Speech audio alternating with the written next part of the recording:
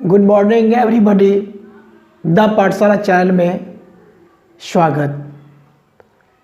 प्रश्नावली 4.2 एक्सरसाइज को आज स्टार्ट करेंगे और ये एक्सरसाइज में गुणनखंड विधि से कैसे द्विघात समीकरण का मूल ज्ञात किया जाता है ये बताने वाले हैं।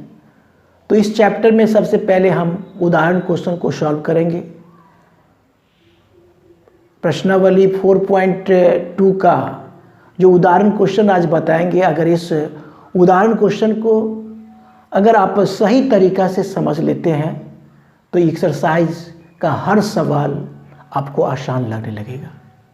तो हम चाहेंगे कि इस वीडियो को शुरू से अंत तक देखें, जिससे आपका बेसिक कंसेप्ट बन जाए और ये एक्सरसाइज आपको बिल्कुल आसान तरीक़ा से सॉल्व हो जाए।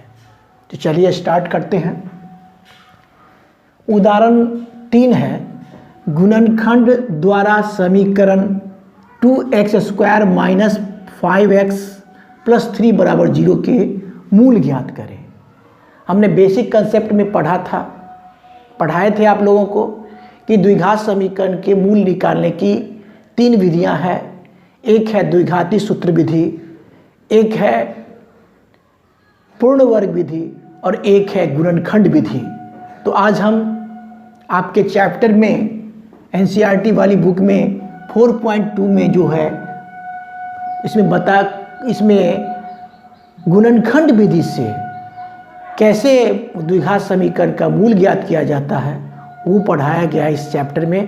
तो आज हम इसी चैप्टर को गुणनखंड विधि से कैसे मूल निकलता है वो बताने वाले हैं। तो देखिए, गुणनखंड द्वारा समीकरण 2x² - 5x + 3 = 0 के मूल ज्ञात कीजिए। इस तरीका से बताएंगे कि आपको बिल्कुल समझ में आएगा। तो देखिए, हल 2x² - 5x + 3 = 0 ये क्वेश्चन को लिखे और इसी का मूल निकालना है। द्विघात समीकरण है तो 2 मूल होंगे, 2 हल होंगे। कैसे होगा देखिए, इसमें क्या गुणनखंड विधि से आप लोग पिछले क्लास में 9 क्लास में भी पढ़े होंगे और इसमें भी द्विघात बहुपद जो बनाए उसमें भी आपको बेसिक कंसेप्ट मिला होगा गुणनखंड के बारे में। तो ये बिल्कुल आसान लगने वाला है। फिर भी हम बताते हैं कि इस तरह के गुणनखंड विधि से मूल ज्ञात करने के लिए सबसे पहले क्या करना है, अचर पद और पहले पद के गुणांक से गुणा करना है। तो क्या हो गया, अचर पद आपका 3 है और पहले पद का गुणांक 2 है, तो 3 दूना 6 हो गया। 6 को आपको खंड कर लेना है, 2 तिया 6, और इसी खंड में से बीच का जो है -5x उसको हमको उतना लाना है। तो इसमें से देखिए, ये माइनस का 2x रख लेंगे, ये माइनस का 3x रख लेंगे तो माइनस का 5x आ जाएगा। तो वही बात करना है यहाँ पर भी। क्या करेंगे, 2x² माइनस का 2x और माइनस का 3x रख लेंगे तो माइनस का 5x आ गया। अब प्लस का 3 तो है ही बराबर 0। यहाँ तक स्पष्ट है। इसको मिटा लेते हैं एक बार। अब देखिए, अब ऐसा करने से क्या होगा, 2 पेयर मिला, 1-2 पेयर यहाँ, 1-2 पेयर यहाँ, दोनों पेयर में कॉमन ले लेंगे। यहाँ पर 2 है, यहाँ भी 2 है, 2 कॉमन ले लेंगे। यहाँ भी x है, यहाँ भी x है तो x कॉमन ले लेंगे। तो यहाँ से कितना आया, 2x है तो 1x आ जाएगा और यहाँ पर 2x तो कॉमन ही ले लिए तो क्या हो जाएगा, -1। यहाँ तक स्पष्ट। अब इस दोनों में देखिए, माइनस है तो माइनस लिखेंगे, 3 यहाँ भी है, 3 यहाँ भी, 3 कॉमन ले लेंगे तो आया कितना, x, और माइनस और गुने प्लस तो माइनस ही हो जाएगा, और 3 है तो 3 × 3 बराबर 0। यहाँ तक स्पष्ट है। अब क्या करेंगे, एक बार कोष्ठ वाले को लिख देते हैं। x - 1 है, x - 1 ठीक है, यहाँ भी और यहाँ भी, तो कोष्ठ वाले को लिख लिए। अब दोनों किनारे वाले को लिख लेना है, 2x - 3 लिख लिए बराबर का 0। यहाँ तक बिल्कुल स्पष्ट है। अब देखिए, ये गुणनखंड के रूप में आ गया, यानी x - 1 बराबर भी 0 होगा और 2x - 3 बराबर भी 0 होगा। तो वही बात को करेंगे, यहाँ से लिखेंगे चूँकि x माइनस 1 बराबर 0, इसीलिए x बराबर ये माइनस है, बराबर के उधर जाएगा तो हो जाएगा प्लस। एक आया, एक आंसर निकला। फिर देखिए पुनः चूंकि क्या लिखेंगे 2x माइनस का 3 बराबर 0, फिर क्या करेंगे 2x बराबर ये माइनस का 3 है, उधर जाएगा तो प्लस में आ जाएगा, इसीलिए x बराबर क्या हो गया, इसीलिए x बराबर हो जाएगा 3 बट्टा ये गुना करता है इधर आके भाग देगा। तो द्विघात समीकरण है तो इसके दो हल होंगे और कह रहा है कि मूल ज्ञात कीजिए, तो लेंगे अतः समीकरण के मूल मतलब हल, अतः समीकरण के मूल क्या क्या आए, मूल बराबर कितना है, मूल 1 तथा 3/2 है। बस यही हो गया आंसर आपका। सेम ऐसा ही सवाल ये भी है, और यहाँ तक यही सेम नहीं, पूरे एक्सरसाइज में आपको लगेगा यही काम करना है आपको, और अब बिल्कुल आसान लगने वाला है। तो देखिए इसको कैसे सॉल्व करेंगे, इसको हल कर लेते हैं यहाँ से। 6x² माइनस x माइनस 2 बराबर 0, यही है समीकरण।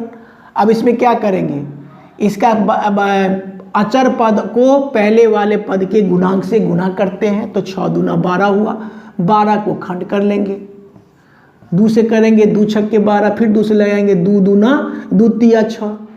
अब नहीं खंड होगा, अब इसी खंड में से बीच का पुराना है, तो देखिए वैसे भी देखिए जोड़ के हो घटा के हो जैसे भी हो बीच का पुराना है, तो 2 दूना 4, 4 में से 3 जाएगा, 4 गो x में से 3x चला जाएगा तो कितना आ जाएगा, 4 में से 3 जाएगा तो 1 x बचेगा ना। लेकिन यहाँ पर हमको माइनस में लाना है, तो इसलिए ध्यान रखते हुए करना है। 6x² माइनस का 4x कर लेंगे, माइनस का 4x, अब प्लस का 3x। अब देखिए इसमें से ही घटाएंगे इसको, तो आ जाएगा आपको क्या कि -x आ गया, और इसके बाद -2 तो है ही बराबर 0। यहाँ तक स्पष्ट है, इसको मिटा लेते हैं। अब देखिए, अब क्या 2 पेयर मिला, यहाँ भी पेयर मिला, एक पेयर यहाँ मिला और एक पेयर यहाँ मिला। अब इसको क्या करेंगे, कॉमन लीजिए, कितना कॉमन आएगा, 2 तिया 6, 2 दूना 4, 2 तो कॉमन आएगा। फिर देखिए x यहाँ भी है, x भी कॉमन आएगा, तो यहाँ से कितना 2 तिया 6 तक कितना आ जाएगा 3x। अब माइनस का कितना 2 दूना 4, 2। अब देखिए फिर इस दोनों में देखिए क्या कॉमन आने वाला है, यहाँ पर कुछ भी कॉमन नहीं आए तो 1 ले लीजिए कॉमन, प्लस का 1 कॉमन लिए तो कितना आया, यहाँ से 3x आ गया। अब प्लस गुने माइनस तो माइनस ही हो जाएगा, 2 हो जाएगा, 1 दूना 2 है, 2 लिख लेंगे बराबर का 0। अब देखिए गुणनखंड में क्या होता है, अगर कोष्ठ वाला सेम मिल जाए तो समझिए मेरा गुणनखंड सही है। इसमें भी देखिए कोष्ठ वाला सेम मिल रहा है, x माइनस 1 सेम मिल रहा है, मतलब गुणनखंड सही है। यहाँ भी देखिए 3x माइनस 2 मिल रहा है, तो समझिए कि आपका गुणनखंड बिल्कुल सही है।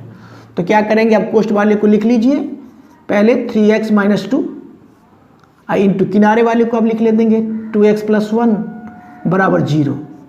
अब क्या हो गया, ये गुणनखंड के रूप में आ गया, तो ये 3x माइनस 2 बराबर भी 0 होगा और 2x प्लस 1 बराबर भी 0 होगा, इससे 2 मान निकल जाएगा। लिखेंगे चूँकि 3x माइनस 2 बराबर 0, 3x बराबर ये बराबर के उधर कर लेंगे तो 2 हो जाएगा, इसीलिए x बराबर, x ही मूल होता है, यही समीकरण का हल होता है। तो क्या x बराबर कितना हो जाएगा, x बराबर हो जाएगा 2, गुना करता तो भाग देगा, 2/3 निकल गया, एक आंसर निकला। फिर यहाँ पर पुनः सेम है वही सवाल, क्या लिखेंगे आप 2x प्लस 1 लिखेंगे, चूंकि 2x प्लस 1 बराबर 0। फिर एक लाइन और होगा, 2x बराबर क्या माइनस का 1 आ जाएगा, इधर ये प्लस में उधर जाएगा तो क्या होगा माइनस, तब इसीलिए x बराबर क्या हो जाएगा x बराबर -1/2। तो इस प्रकार से आपका दो आंसर, चूंकि द्विघात समीकरण है तो दो हल होंगे, तो एक हल आपका ये निकला मूल और एक मूल ये निकला। लिख देंगे अतः समीकरण का मूल, अतः